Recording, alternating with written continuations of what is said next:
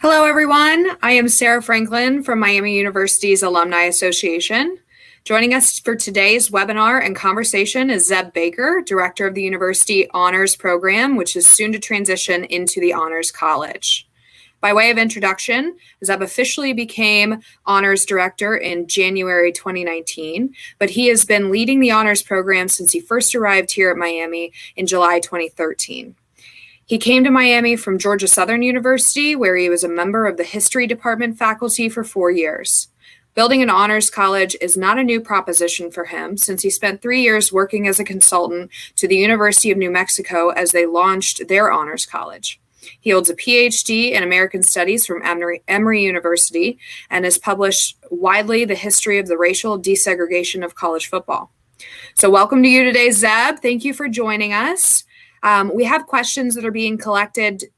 They were collected during registration, of course, and then you can also submit them live. And either Zeb or one of our honors advisors that are on hand with us today will address some of those throughout the webinar. You'll also have the option to, of course, ask those questions during the webinar by clicking Ask a Question at the bottom of your screen. Please note, in the interest of the time that we have available today, we may not be able to get to every question. So today's webinar will last about an hour, including our time for question and answers. And that being said, let's go ahead and get started. Zeb, you are welcome to introduce yourself and say hello. Thank you, Sarah. And I want to thank everybody with the Alumni Association who's been part of putting this together. I really appreciate it. Also, so happy to be able to connect with so many honors alums this afternoon. I really appreciate the large number of you that have turned out for this event. I think this is a very exciting moment for honors education at Miami, and I'm glad that our alums are able to learn more about it. So I have a very brief PowerPoint presentation that we're going to walk through. And unfortunately, we were joking about this beforehand. I wish I had a teleprompter so I could look right here, but I've got my script offhand off the camera here, and so in case I'm looking back and forth, you'll know why. I'm not shifty, but we've got about 10-12 minutes worth of comments for me, and then really we'll throw it open for questions from you, which I think is really what we want to get to here this afternoon. So with that, my colleague Emily is going to be running the PowerPoint, and so Emily can move to the first slide there, and that's good. So starting July 1st, Miami will write a new chapter in the 6-decade history of honors education on our campus with the launching of our new honors college. The creation of an honors college was the #1 recommendation of the Miami Rise strategic plan, which asserted that an honors college would help Miami in a variety of ways, from enhancing recruitment of students to enriching teaching and learning. So over the past 2 years, it's been my privilege to work alongside a wide variety of faculty, staff, and administrators, as well as student leaders, in making this recommendation a reality. At the heart of the work that we've been doing has been the belief that we can realize a more intensive academic experience for Miami's most engaged undergraduate learners through an honors college, which in turn can satisfy the strategic enrollment imperative. Next slide. With the help of my very able staff in honors and our colleagues across campus, we are pursuing a vision for honors education that brings together rigorous academic inquiry and propulsive experiential learning. As you can see from this slide, this ambitious vision offers participating students a space in which they can confront ideas and their consequences through an academic curriculum in the classroom and the laboratory that is predicated on research and writing across the disciplines. Alongside this academic curriculum is a residential curriculum that challenges them to put ideas into action in Miami's first ever residential college. Likewise, we want the Honors College to serve as a quote unquote laboratory of innovation in which faculty can experiment with new methods for teaching and mentoring students with lessons learned that will eventually implicate the teaching and mentoring of all undergraduate learners here at Miami. Next slide. As you can see here, the Honors College is one of 3 high ability programs which Miami will sponsor in order to attract outstanding students to our campus. Along with the Honors College, Miami will launch the Prodessa Scholars Program this fall, which is specifically a 1-year program for incoming first-year students to participate in interdisciplinary learning and service. Likewise, the university just admitted its 3rd cohort of Presidential Fellows, a full-ride scholarship program for some of the most exceptional and service-minded incoming honors students. Presidential Fellows are all admitted into the Honors College, and they will have specialized learning opportunities like British-style tutorial classes or one-on-one advising and mentoring toward pursuing national fellowships. Next slide.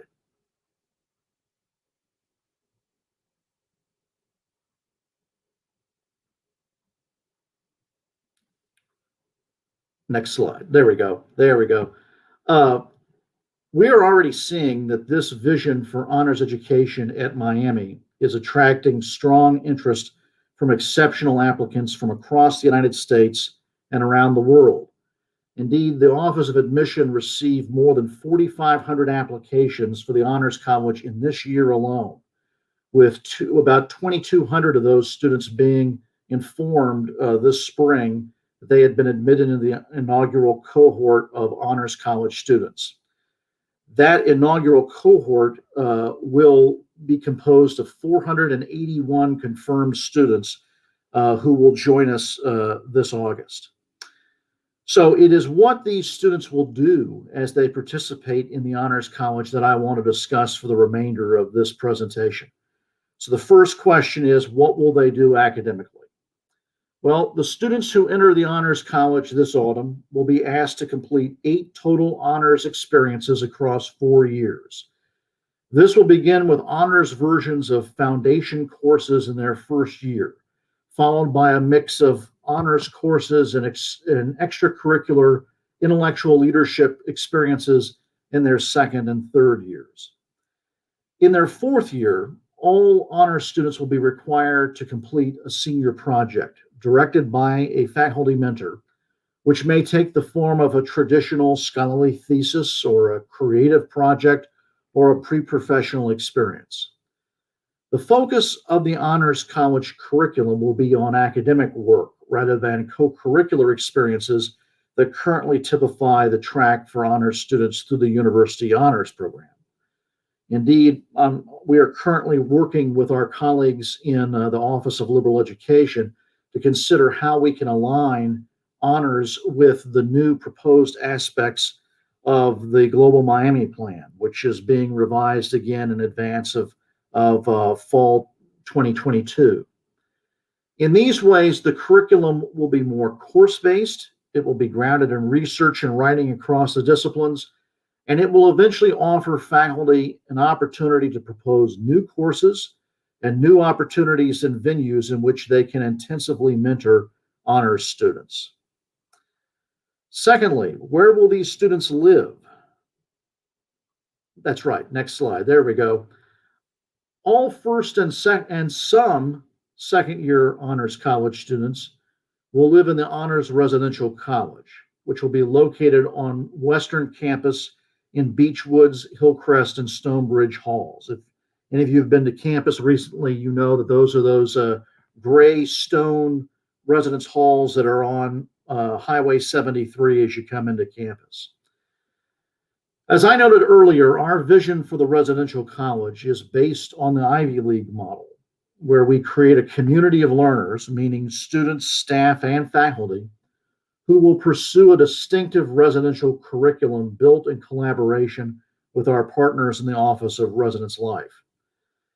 This curriculum will center around leadership, service learning, and research activities, which challenge students to consider real-world implications for the ideas that they are encountering in the classroom and the laboratory. We have an advantage in this pursuit in the organization of these buildings, which are as houses of approximately 20 to 30 students each, creating opportunities for directed study and targeted activities throughout the academic year.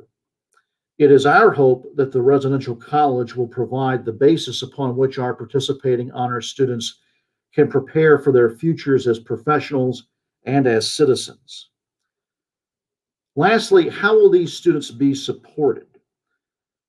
In this next slide, you will see that students in the Honors College will continue to benefit from the expertise, the insight, and the encouragement of our outstanding and accomplished team of advisors who help them to connect the nature of their honors education with their overall learning here at Miami. But this Wednesday, so in 48 hours, our staff will be moving from our current home in Old Mance over to Peabody Hall, where honors students will benefit from new academic and communal spaces in which they can grow and learn together. Peabody Hall will become a signature space for honors at Miami, finally putting us in a distinctively academic space where we can offer classrooms for honors courses and meaningful collaboration with our new neighbors, the Western program. Eventually, in years to come, primarily starting in the fall of 22, honors students will also live in the residential spaces on the top 2 floors of Peabody Hall, integrating all 3 aspects of the Honors College, learning, living, and advising into one cohesive space, which will be a major step forward for honors education here at Miami. So what does all this add up to? Well, I would say that there really are 3 goals that we want to accomplish through the Honors College. First, I want every division, department, and faculty member on our campus to look to the Honors College as a partner in enriching the culture of undergraduate learning at Miami. If a professor wants to try something new, they should come see us. We have the students, we have the space, and we have the capability and resources to help them to do something new. Secondly, the Honors College cannot become a museum in and of itself. It must be dynamic and ever evolving. To this end, we want to partner with faculty in ways that allow us to continue to stay in the vanguard of new pedagogy and new methods, but we also want those faculty to take back what they have learned by working with us to their home departments. And I want them to plow these lessons back into their work with their majors. The Honors College is specifically serving a small population of students, to be sure, but it can also be a venue through which we serve the best interests of all students at Miami. So in that way, we're going to need to adapt. We're going to need to continue to add new ideas and explore new ways of doing things. And so in that way, the Honors College is going to have to be nimble and capable of meeting new circumstances and new obligations and responsibilities. Finally, I have long said that I want our service to our student community to be a difference maker for them here at Miami, that our honors students emerge from their undergraduate years with the capacity to serve in their chosen fields and communities as honorable people. This expectation originates in the quality of their educational opportunities, of course, but also in the quality of the support and encouragement that they receive across their time as undergraduates to reach for lives and careers of meaning and purpose. For me, that is the ultimate aspiration for honors education here at Miami. Now, this presentation was designed to be but a brief glimpse into the progress that our campus community has made in bringing the Honors College into being. If you should have any ideas or thoughts or would like to get involved in the Honors College beyond this event, by all means, please contact me. there's my contact information on the screen. That's my email address, zeb.baker@miamioh.edu. And that is my direct office line as well, 513-529-3398. That'll ring directly to me, not to my admin assistant. And I am more than happy to talk with you and explore how you can contribute to the overall experience of our students in this new honors college. So with that, I will be happy to entertain all of your questions, and I'm sure we'll fill out the picture even further. Absolutely. Thank you so much, Zeb. I appreciate it. And it looks like we have our first question that has come in. And it reads, will the Honors College provide expanded opportunities for those students related to research, service learning, community engagement, study abroad, or other opportunities? We are. And we recognize the fact that, if we're going to make this a requirement for students, we've got to do a good job of making sure that we're partnering with offices and stakeholders around our campus who can help to position our students for these kinds of opportunities. One obvious example is that we're working with very closely now with the Office for Research for Undergraduates, the ORU, and their director, Joyce Fernandez. She and I are teaching an Intro to Honors Research class this fall. We're going to be trying to create similar activities for our students moving forward, not only on campus, but away from campus. And I think that's where alumni certainly can work with us and can contribute. I see that second question there. How can Honors College alumni help to support the current students in the program? Well, one obvious way would be that, if you are working in the private sector and you need interns, if you're working in the private sector and you have specific projects or initiatives that you want to pursue, I think the exciting thing for us would be to have you work with us to build those kinds of opportunities and for us to send highly qualified honor students to come work with you. As I'm sure you can imagine, these students are tremendous in the quality of their engagement, the quality of their understanding of the world around them. They are deeply curious, deeply ambitious, and they'll do a great job. And I can recommend all of our students to you for these kinds of opportunities because I know that they will do a fantastic job. Our advisors work with them in virtually every field, and I can tell you that I know our advising team can attest to this too. We really have some extraordinary students, and looking at the class that's coming in this fall, I know we're going to have that tradition of having really great students, really great people will continue on. Absolutely. So the next question here, I know we've got quite a few that rolled in. The next one is discussing some of the qualifications that you guys have to get into the program itself. Sure. Well, Miami went ACT, SAT optional this year, and we anticipate that we're going to continue being a test score optional institution for the foreseeable future. And that is also related to the Honors College.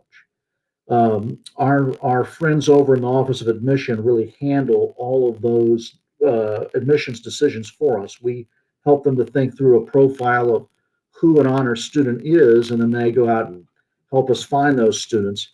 And I think that this year, and looking at the group that we just admitted, there you can tell that there was a far more holistic review of those students and their qualifications. So looking not only at their high school academic performance or the rigor of their high school curriculum, but also the quality of their involvements and extracurricular activities, their leadership experiences, whether or not they're even doing research at the high school level. All of those things certainly come into play. And So I would say that all of those factors are very important in how we're considering who gets into the honors college. There is a separate application that's available through the Common App to join the or to apply to join the honors college, and it's an essay question, and that essay question certainly factors into the decision as well. But I think that overall, we're really looking holistically at the students. So it's not just uh, you have a 34, 35, 36 on the ACT, you're just getting in. It's going to be much more, yeah, you might have that on the ACT, but also, were you just an egghead? Were you just sitting around studying, or were you a really smart person who was also engaged in your school and your community? Were you really making a difference and an impact while you were in high school? And I think those are the kinds of students I think that we're really ultimately looking for. I would also say to anybody whose kids are thinking about joining honors college, I mean, it is going to be a research intensive environment. And research there, though, is kind of an umbrella term for a willingness to engage with ideas. And um, and so that doesn't mean that you're just going to sit in the library and read books and research. I mean, speaking as an English major in college, that sounds like fun to me. But there are a lot of students in the honors college, whether they're artists, whether they're future doctors, whether they're future business people, whether they're future teachers, who are going to have entirely different kinds of opportunities to pursue in terms of intensive pre-professional experiences, creative experiences, and we want to make sure that they understand that the final project that you have to produce for the honors college is really based upon the kinds of interests and ambitions that you have. And so, if a student has an interest in pursuing a really intensive project of that sort, then I think that's really a factor, I think, for a student to decide, is the honors college a place for me? Because you won't be able to finish the honors college without producing that final senior project. Absolutely. Great insight, Zeb. Thank you. The next question that we have is specific to presidential fellows. And the question is, are they guaranteed a room in President's Hall? Or with the move, of course, to Western Campus, is there now a specific dorm that they would be guaranteed? All of the presidential fellows are going to live in all of the incoming presidential fellows are going to live in the same house together in Beechwoods Hall there in the Honors Residential College. And we're hoping to start the tradition that there is an actual house in Beechwoods for the presidential fellows, so that the second year, this first year group that's coming in this fall, when they become second years, they'll just live in the same room, and they can continue on, and then the new students come in behind them and live in that house with them as well. And that's really sort of our intent, and that's not to say that presidential fellows are locked into their second year and living in that house. I know we've got a couple who are rising second years this coming year, who are doing scholar leader. They're going to be RAs. We've got one that's joining a sorority, so she's going to live in the sorority house with the other sisters in her sorority. So, I mean, we want these people to have robust lives and interests beyond just being a presidential fellow, and I think that's why this program has worked in the way that it has thus far. But we really do want to have them live together. They love living together. They've been living together up till now on a hallway in President's Hall over, that new building that's out just past the outfield wall at McKee Field. And now we really are going to be able to do a lot of what they've been sort of doing on their own in terms of creating a space where they can all live together and socialize and get to know one another. there in this house in Beechwoods. That's wonderful. We've also had a few questions come in as well pertaining to how it's going to affect the current honors program students. What should upperclassmen expect to see changes wise? And will there be changes in requirements within the program itself?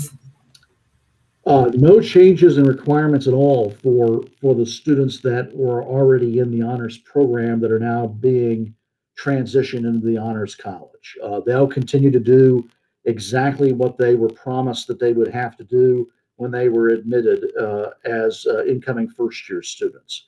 The only changes that they'll see is there'll be more classes and more opportunities for them to take advantage of while they're in the honors college.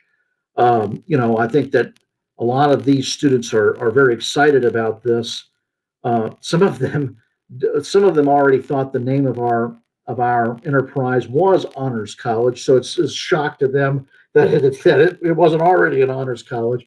But the excitement that I think this is generating amongst our continuing students is real. I know that some of our advisors went a couple of weeks ago, and we had an event, a socially distanced event, but we were handing out new honors college swag to the students over there on the honors quad on North Quad, and there were lots of students who came by to get T-shirts and find out more, and I think people are generally excited about it.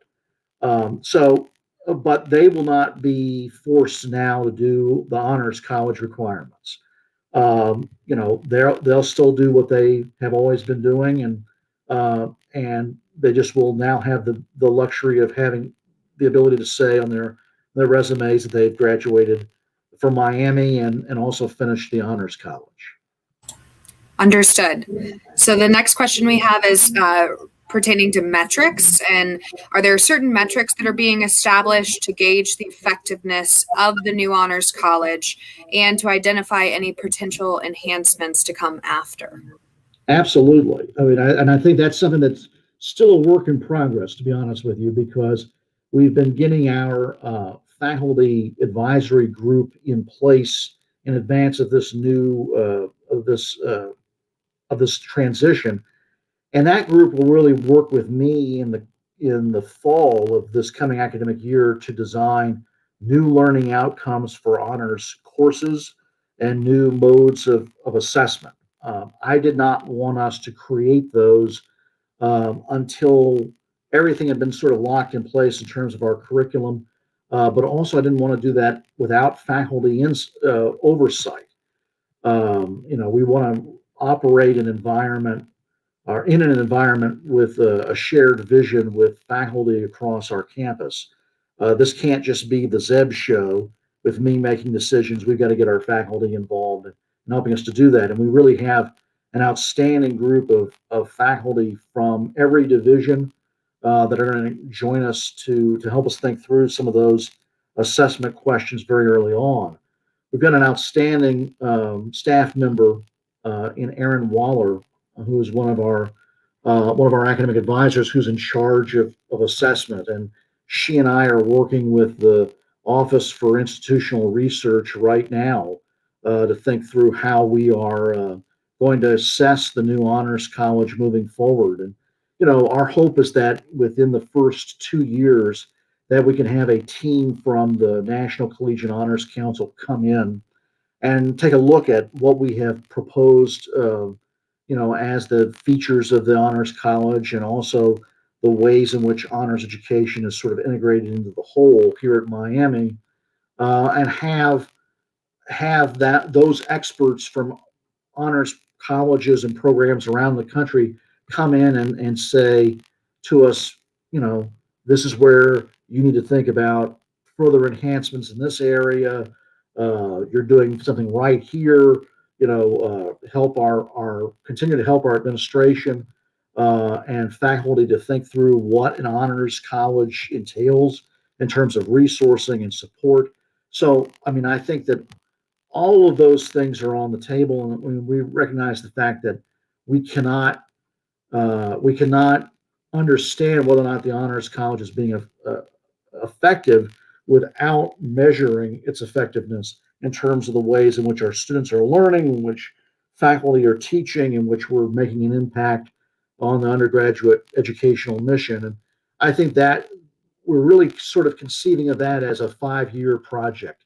So really kind of saying, okay, the first 5 years of the Honors College are really sort of an opportunity for us to get our feet underneath of us, to get things sort of established, and then really start looking longitudinally at what are we accomplishing in terms of the student experience. By that point, too, we will have graduated the first cohort of honor students and really have been able to work with them and sense what they were able to get out of the experience across their 4 years here at Miami. Completely understood. That's great.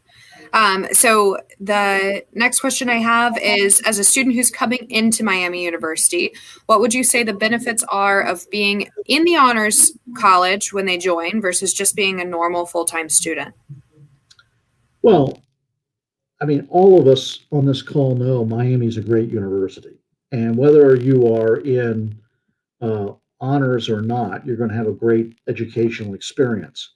What I think that honors does for the students that participates in it is that it provides the enhancement. It asks those students who are participating to go deeper in their learning, and to go deeper in their commitment to leadership and service.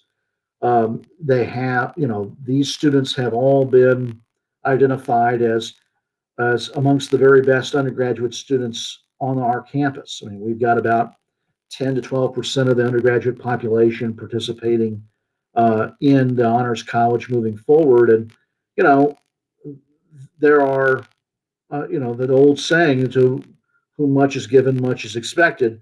And I think that there is an expectation that they'll use their talents and their interests and ambitions to help not only further our campus community, but communities beyond just our campus gates. And so, what we, as a staff and as an honors community, really want to provide students as a way to enhance their overall learning experience. And that is an enhancement not only in terms of what they're doing in the classroom. So honors classes are much smaller than the average Miami class. A foundation course might be 25, 30, 35 students, if not larger, in certain areas. We're capping our classes at 19. And so that will be a real benefit to our students in terms of providing them with more direct contact with their faculty, with more faculty mentorship, with more mentorship from our staff. I mean, there's really an infrastructure of support here in the Honors College that exists solely to help these students to realize their goals and their ambitions for their lives, not only at Miami, but also what they're going to do beyond Miami. And so I think that overall, the learning experiences that students engage in the Honors College are really there to try to help set them up for where they're going to go in their lives and their careers. Wonderful. So it looks like I am down to my last question here. So just a reminder to anyone who's joined us today, if you have any other questions or there's anything else that we haven't already covered, please go ahead and send those in so I can make sure that I ask those. This last question that I have is, will there be tours or general information sessions for upcoming seniors that are going to occur during this coming summer and fall session? So what are orientations and tours and general information that's going to be shared? Over the summer, we're not going to do any in-person prospective student meetings. And there's a real simple reason for that. It's because even though we are moving into Peabody Hall, that building is being renovated throughout the summer, and so where we would meet with families and those prospective students is going to be completely under construction through early August. Um, you know, Students can contact us. There's a form on our website where they can contact us and set up prospective student online meetings. But once everything is done in Peabody Halls, it will be done by early August. And once we get settled back into the regular rhythm of the fall semester, we will definitely be available for prospective students and their families to come visit us in person. I think Miami itself is largely going back in person this fall. I think we're all encouraged by what's the CDC recommendations here recently about masking based on vaccinations, and I think that we'll take it step by step with what the university recommends to us. But right now, we anticipate that we will be meeting with families in person in the fall when they come to campus and have an interest in meeting with us about honors. We're going to have a state of the art recruiting room in Peabody for us to meet with these students and their families. I also know that we will have the Office of Admission will have um, uh, dates in the fall where we will have opportunities for students to come to campus and to meet and learn more about the honors college and the opportunities that are available in it. If your student is invited to discover the sciences for STEM majors in CAS, or they're invited to discover the arts in the College of Creative Arts, we will have honors representatives at those events to meet with those students and to help walk through the opportunities that are available for those majors, in the honors college. And so there'll be a very healthy uh, spate of opportunities for people to come and meet with us and get to know more about the honors college moving into the fall. Perfect. So it looks like we have another question that was asked as well. And just what are some of your best advice? What is some of the best advice that you have for current high school students that can set themselves up to get into our honors college or any honors college that they're looking to apply to?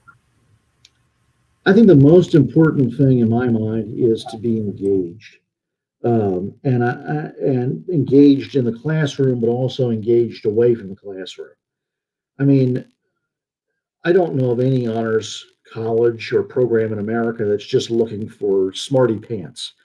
They are looking for people who are going to go out and make a real difference. And we're starting to see, I mean, it's very extraordinary. We're starting to see that there are high school students that are doing college level research as juniors and seniors in high school. We're starting to see that there are juniors and seniors in high school who are founding their own companies. I mean, it's amazing. The level of competition certainly is great, but the level of engagement, I think, is what sets you apart. And I can think about the students that have really succeeded in the honors program through the years, and I think about people who were involved in student government or involved in running clubs on their or in their high school, or they were doing service outside of school, or they were captain of the quiz bowl team, or they're captain of the football team, or they're captain of this, that, or the other. I think that in general, uh, the most important thing is to be engaged, to understand that you continue to learn um, in outside of the classroom as much as you do inside the classroom, and that you can demonstrate um, that level of engagement, that level of commitment to something that's larger than just your ambitions and your interests. That you understand that there is a responsibility to use your intelligence toward the greater good, and that certainly is something that we're looking for here at Miami. And I think that would be a good place to start for anybody thinking about trying to get into any honors program or college anywhere in this country. Would be, how am I making a difference? How can I make a difference through the quality of my activity? Of course. Uh, Next, we have someone asked, you mentioned more about the specific honors experience where the students are living together in the honors hall, and what kind of experiences will they have? Can you just elaborate more on what a live-in college situation might look like? Sure. The honors residential college is sort of based on the Ivy League model, which is where students live together in small houses, and there's targeted programming in each of those houses. So it might well be that a house or even all of the houses in a building might have their own service opportunity that they do throughout the year. That there might be leadership training for those students throughout the year. That we would run research seminars and have faculty come in and give symposia on their own research.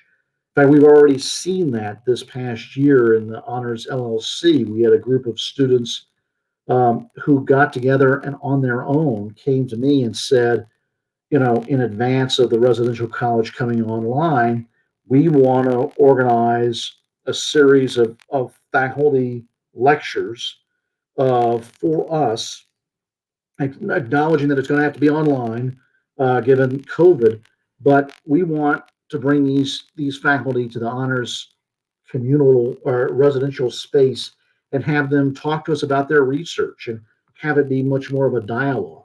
And we certainly did that. The chair of the psychology department came and talked about his research on dogs.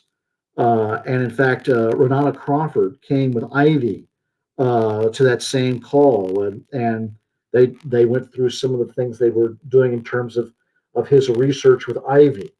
And you know, I, we had other faculty who came and throughout the spring semester and did similar events, and I could see that being something that we continue on with in the residential college.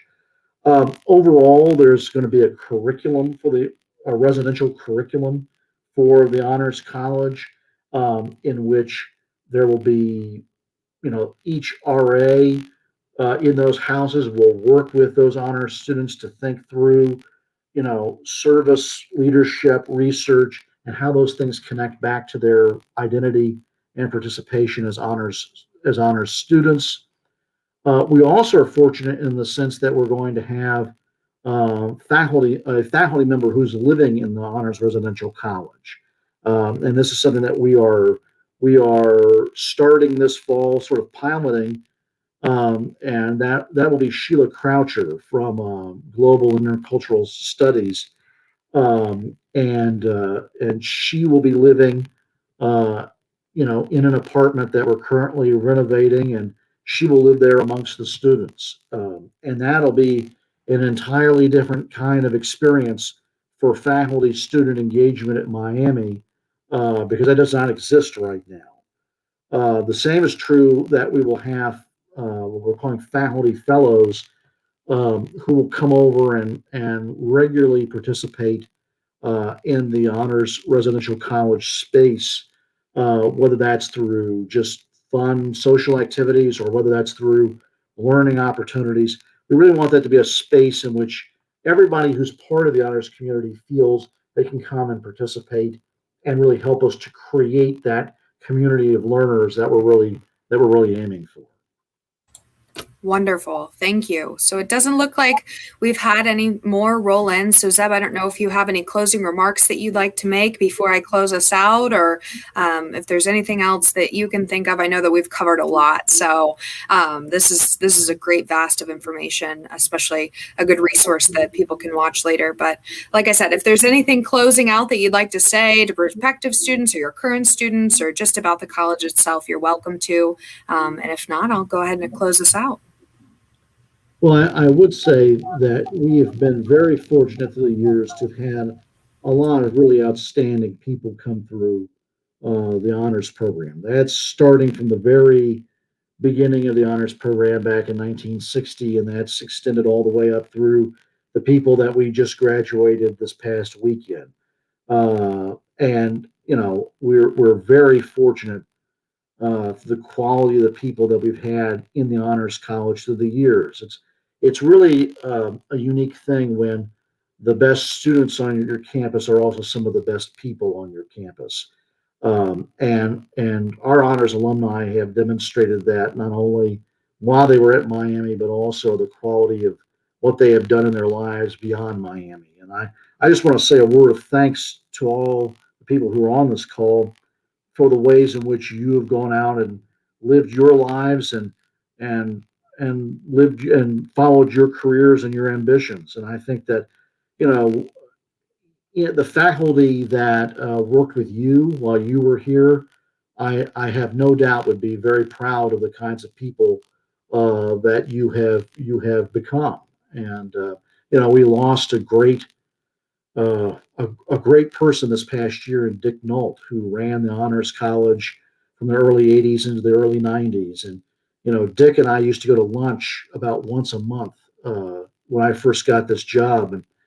And listening to him talk about the commitment that students have always made to the Honors College, honors program was encouraging to me. And what was really encouraging to me was we had a group of alumni who came back in the fall of 2019 who had lived in Bishop Hall in the 80s and had come back for a reunion weekend. And when Dick walked into the room, I mean, it was just like people were so excited to see him and the things that he knew about them, even beyond their times here at Miami. And that's really an example for me. I hope that, I know that there are people on this call that I've worked with through the years. And, I hope that everybody who's been part of the honors program through the years feels they can come back when they're on campus and come see us.